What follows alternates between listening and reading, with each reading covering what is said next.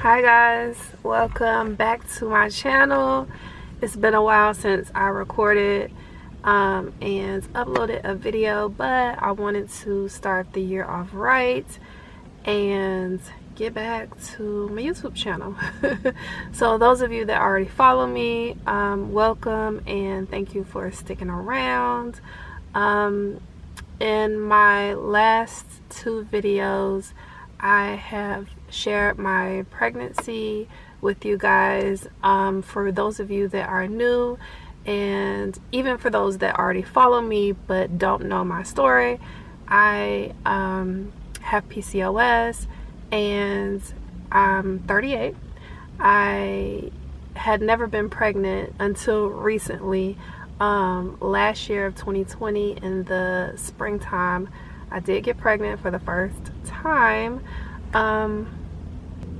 but unfortunately that pregnancy didn't continue. So that's what I'm here today to share with you guys, is basically my miscarriage story. I'm gonna try to get through this video without any tears, so if I'm taking any long pauses, just bear with me and give me. Okay, so my doctor had me taking letrozole and Avadril. Those are fertility drugs that she had me taking. On my first cycle, I, to my surprise and disbelief, got pregnant. I got pregnant on my very first cycle, and I couldn't believe it. I was over the moon, just so happy. And so if you haven't watched, go and check out some of my videos. I'll place them down below, of me and my reaction of finding out that I was pregnant. Yep, to catch you up to speed on what's been going on with me. But yeah, so what happened next? Okay, so I went to my first doctor's appointment and had an ultrasound at 7 weeks. And if you've been subscribed to my channel, you may have seen that video. Basically, it was my 7-week pregnancy checkup, and I will place that down below so you guys can check it out. And I got to see little SJ. That is the nickname that we gave our baby. So we got to see SJ, and I was 6 weeks and 4 days. Here is the ultrasound photo of SJ, little bambino.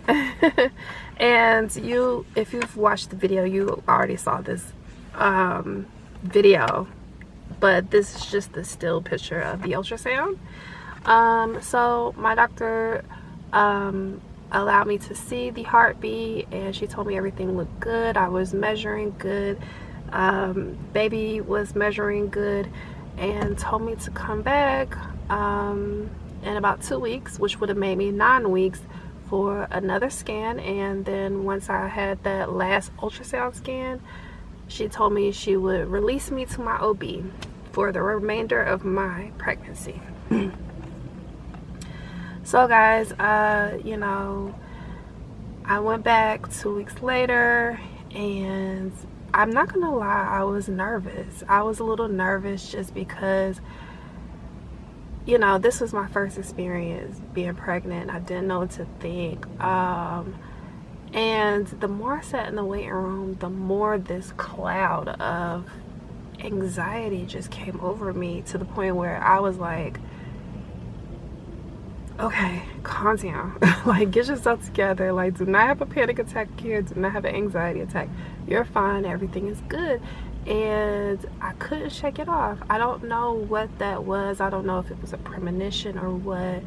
They caused me to the back. I, you know, got undressed, put my gown on, sat on a table, and it felt like a century before the doctor came in, because my doctor is the person who was doing my ultrasound.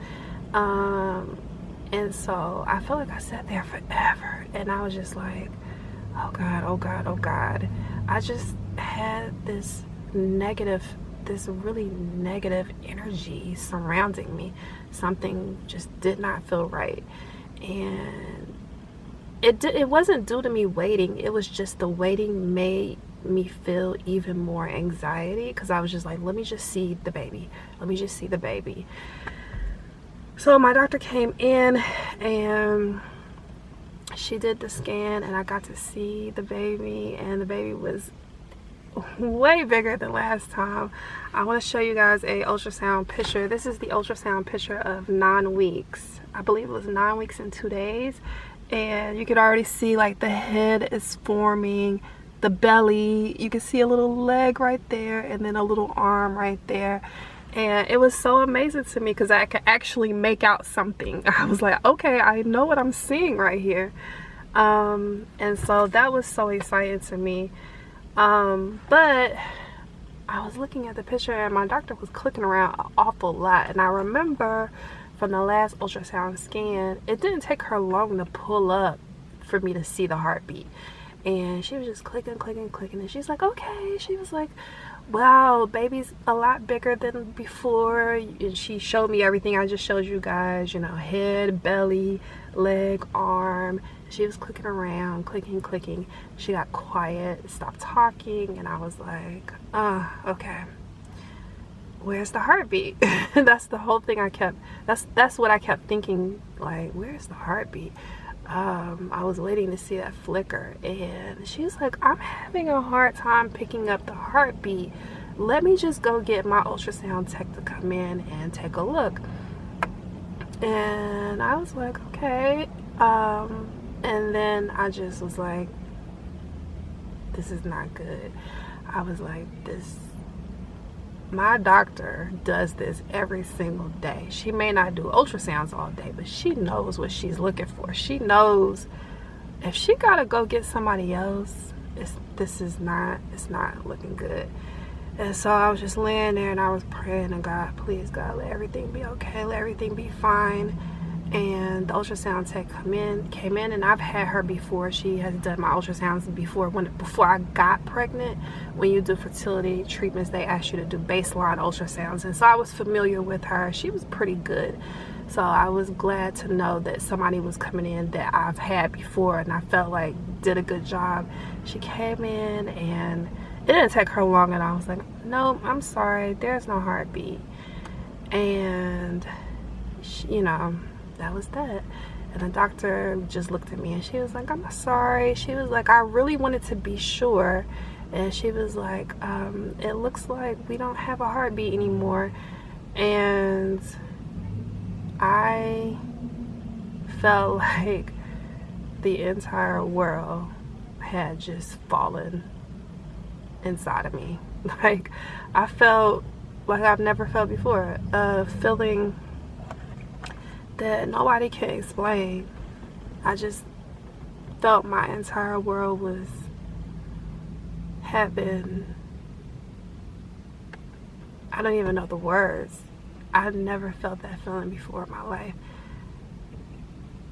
I felt like I could die. I felt like I could die. I was like, this cannot be real. This cannot be real. And so she was like, are you okay? We want you to, you know, take a few minutes to get, you know, yourself together. Are you okay? And I said, yeah, I'm fine. She's like, take your time, and when you come out, we'll talk. And so I laid there for a few minutes, and I felt so many emotions that I was like, let me get up. Let me not lay here. Let me sit up. Let me sit up and start putting my clothes on. And not lay here in this space, because this is a really bad negative space.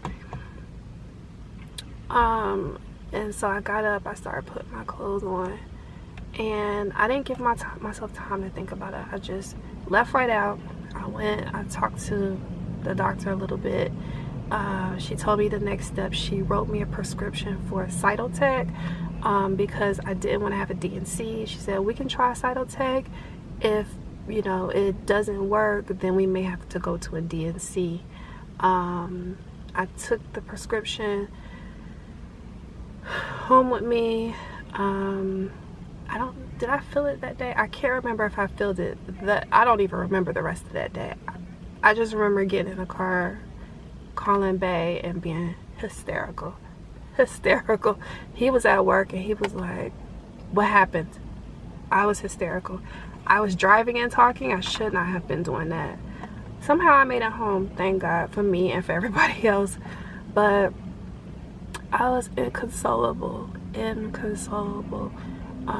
for days after that. I did take the cytotech. I will do a video if you guys are interested in my experience taking cytotech to pass the pregnancy. But it was an unbelievable experience. I was a mess, and I'm still healing. It's still difficult. This happened, I got pregnant in May. This happened in July, and I'm just now able to really talk about it, that I lost that pregnancy, I lost that baby. And you know, talk about the experience and my feelings. It's been hard, really hard. And I think because that was my first pregnancy, for a long time after that, for months after that, I was like, I blew it. This was my opportunity. I blew it. Well, I didn't blow it. I didn't blow it. I'm in a more positive place now, and I have a different, thought process now. Of course, since I've moved away from some of the grieving, I don't, grieve about it day to day anymore. I still do grieve, but not daily like I did before. And so I also was able to have testing done on the fetus, and I was able to find out the sex, and I was able to find out exactly the reason why I had the miscarriage. So if you guys are interested in knowing about that, let me know, and I can also do a video on that. Alright guys, I was kind of all over the place doing my miscarriage story because I wanted to come on here and tell you guys what happened, to give you guys an update, and to move on to the next part, to the next thing. I still want, to have children. I still can get pregnant, and I will get pregnant. And so you guys just stick with me through my journey, and only God knows what is to come. But pray for me, keep me in your prayers, and I'm looking forward to what's ahead, because now that I know I can get pregnant, there is the opportunity for me to have this experience again and go full term and have my take-home baby. So I'm gonna close this vlog right here. If you aren't subscribed, definitely subscribe to my channel. Click your notifications so that you'll know when I give an update, and I'll see you guys very soon with another update in the next video, and I'll talk to you later. Peace.